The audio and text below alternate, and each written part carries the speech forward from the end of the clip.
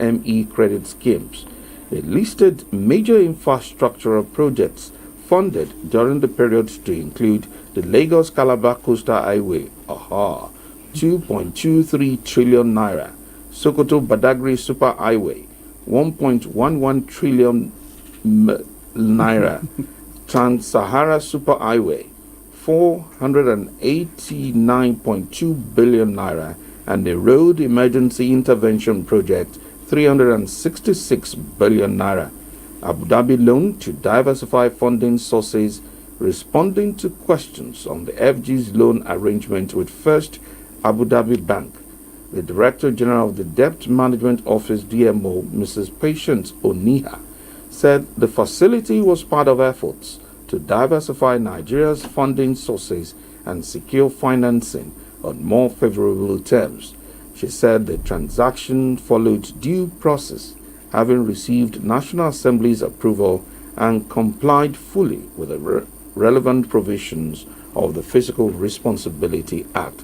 That's huge. Yeah, that's very huge. Now, the major challenge, however, remains ensuring that these revenues are transparently and judiciously utilized, because that is the bane of today's topic. How are they expending these monies? Public pressure and legal scrutiny, including actions by the Socioeconomic Rights and Acceptability Project, SERAP, have mounted on state governments to visibly account for the increased federation allocations rather than leaving households trapped in deepening poverty. And I must say, the poverty is becoming more obvious by the day. In light of this, there is an interview with Mr. Demola Oladoshu, a veteran broadcaster, on how citizens can hold elected officials accountable for the utilization of public revenue. The interview was conducted by Abiade Abiuye of Paramount FM 94.5 Abeokuta. Over to you, Abiade. You are welcome to the program, sir. Thanks so much. It's my pleasure to be with you. How can citizens hold elected officials accountable for the utilization of revenue generated? Sir, what is your take on this? For any government and good governance, it rests solely on the people, because democracy is a government of the people, for the people, and by the people. The people elect the leaders that they want. And so if they elect the leaders that they want, the leaders are holding power in trust for the people. The people owe it a duty to hold those in power accountable to them. When campaigning, they promise this and promise that and assure the people that they will take care of their welfare. So the people must hold them account to ensure that they fulfill their promises. And of course, more importantly, that the revenue, the money available to those in government, the money is used to cater to the interest of majority of the people and not few people like we do have today. It is we the people now who should be asking questions. Either we form pressure groups, or we have pressure groups like we do have SERAP, which usually takes government to task at the national level. But such bodies are not as available at the state and local government level as we do have at the national level. And good governance is felt at the state and local government levels. And that is why we people must put our eyes and our efforts at ensuring that we have good governance at these levels through holding those in government accountable. It is we the people who should determine what and what we want for them, because they are supposed to serve our interest. They are being paid to take care of our interest. But if we keep quiet, we grumble and complain, well, so be it. And in doing that, we must ensure that we have at our disposal financial receipts of government, and how such receipt is being disbursed, is being spent on for what project, for what purpose.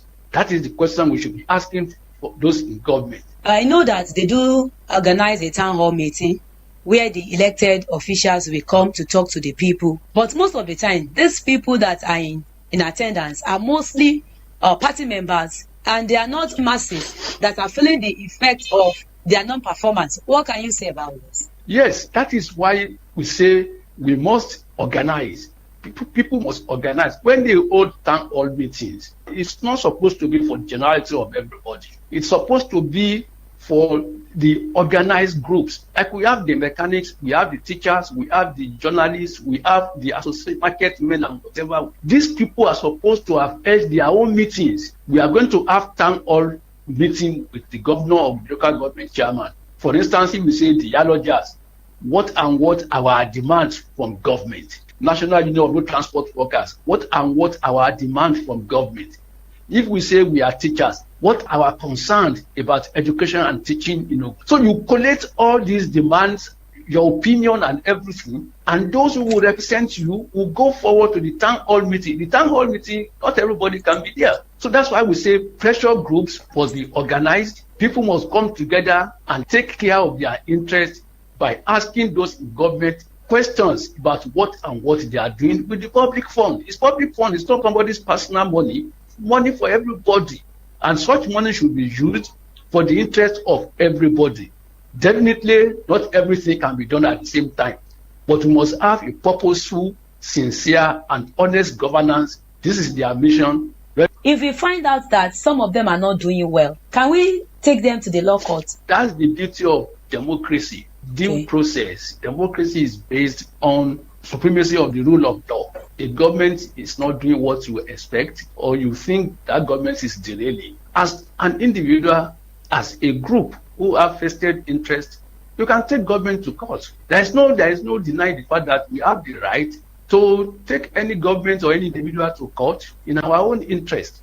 And that is what bodies like SERAP is doing. And that's what we expect of organized groups to be doing. Well, protest, yes, protest it is, as long as it is peaceful. But we know the history of protest in this country, how it turns out to be. And of course, all the insinuation that is being motivated by position party or whatever. But if it is the laws are as good as when they are tested. Yes, challenge government. People can stop government from embarking on any project if they feel that project is not in their interest. If they feel that project is subject to manipulation, they can go to court.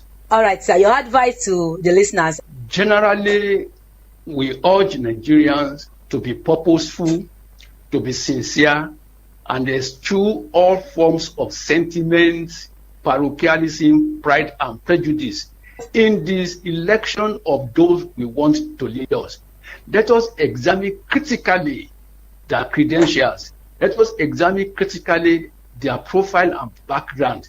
Let us take a critical look at what they are proposing to offer us. This is the time, as I describe this season, as season of untruthful lies.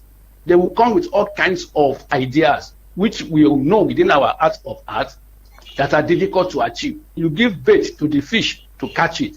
So they want to offer the bait to us. When they get there, they do another thing entirely. We, the people, must examine critically before you thumbprint. Be sure of what you are doing. Then don't mortgage the future of your children. Don't mortgage your conscience.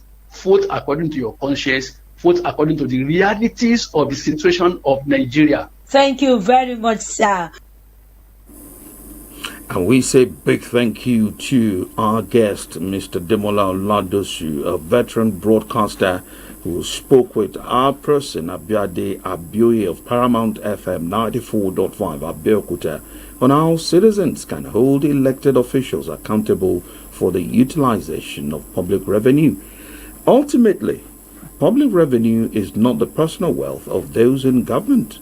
It is the people's money, public fund, meant to translate into better roads, quality healthcare, education, security, and improved living condition. As citizens, as the masses, our responsibility goes beyond demanding more revenue. We must also ask questions, demand transparency, and hold leaders accountable for every naira entrusted to them. This is not a time for us to say it is a national cake. Let me collect my own. Okay. If you collect your own, your children will not know that you collected your own when they come, and the thing is so bad. The Osun election has already spoken. Mm-hmm. Even if they collect their own, they will still vote the person they our want people now. in. Even let's not even No. do even. If See, they offer, let's walk be away realistic. from it. Oh. Yes, walk let's away be from let's it. be factual. A lot of them would not. My honest, even if you collect, please vote your conscience. That person you want there is the person you should vote But for. I still differ from that point of view because this money that is what is happening. is the money that is available for them to do something Okay. good.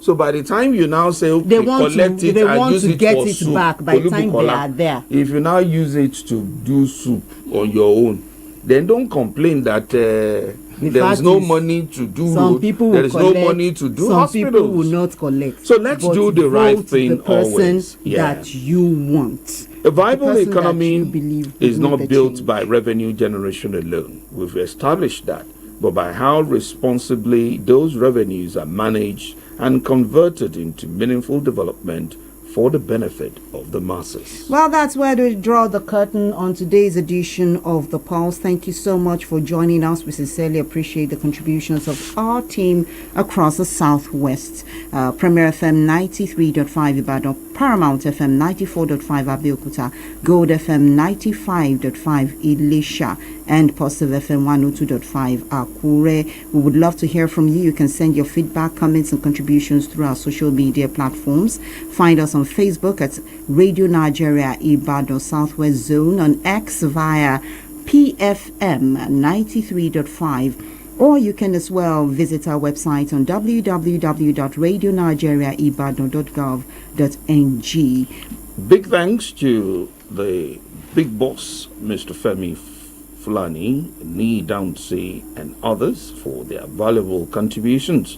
The script was written and produced by Ibijoke Funsho, while the studio manager was Titi. Big thanks to Feishara Omwelatu for the support.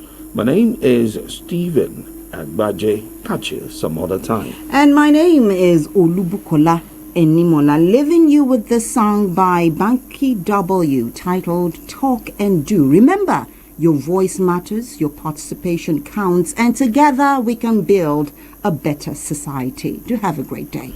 Igwe Emeka Darlington, I cite you. Much love.